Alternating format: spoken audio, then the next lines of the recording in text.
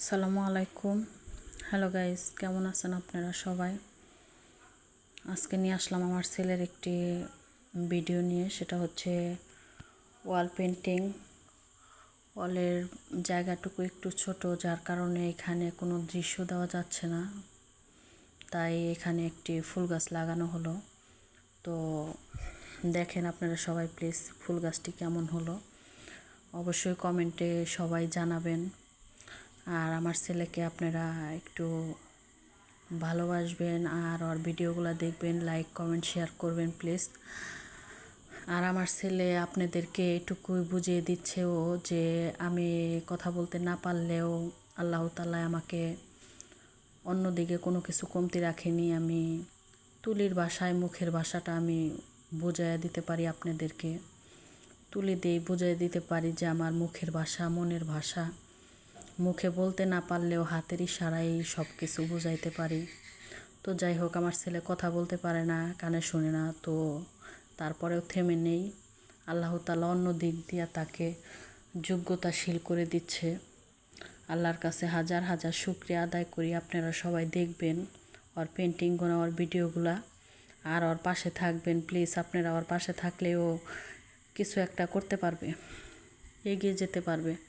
আপনারা সবাই ওর বন্ধু হয়ে ওর পাশে থাকবেন, উৎসাহ করবেন, আর হচ্ছে ওর লাইক কমেন্ট করবেন, ওর ভিডিওগুলো দেখবেন প্লিজ প্লিজ।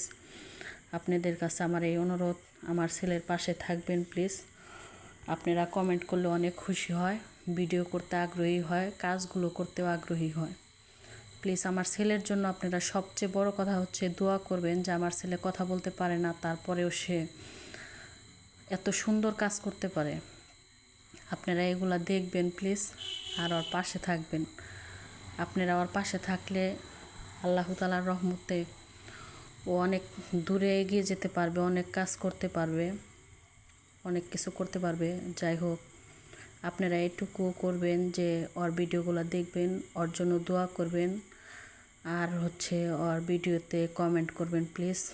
আপনারা ওর পাশে থাকবেন, একটু কষ্ট হলেও কমেন্ট করবেন, কারণ বাচ্চাটা কথা বলতে পারে না, সে অনেক চেষ্টা করে এই সব কাজগুলো করার জন্য। আপনাদের সামনে সেগুলো আমি তুলে ধরি মা হিসাবে। আপনারা একটু দয়া করে পাশে থাকবেন, ভিডিওতে লাইক কমেন্ট করবেন প্লিজ, আর ওর এই হাতের কাজগুলো দেখবেন। আল্লাহ তাআলা কথা বলতে না দিলেও অন্য দিক দিয়ে কতটা ওকে রহমত করেছে সেটা দেখেন। আর ওরে নিয়ে কিন্তু আমি বসে নেই, ওরে নিয়ে আমি অনেক কাজ করার চেষ্টা করছি, ওরে যোগ্যতাশীল করার চেষ্টা করছি। আমাদের পাশে থাকবেন প্লিজ, উৎসাহিত করবেন আমাদের। যে একটা অসুস্থ বাচ্চাকেও আমরা ঘরে বসিয়ে রাখিনি, ওর জন্য আমরা চেষ্টা করছি কিছু একটা করার জন্য। প্লিজ প্লিজ আপনারা দয়া করে পাশে থাকবেন, কমেন্ট করবেন, এগিয়ে যেতে সাহায্য করবেন। আল্লাহ হাফেজ। ওর জন্য দোয়া করবেন সবাই।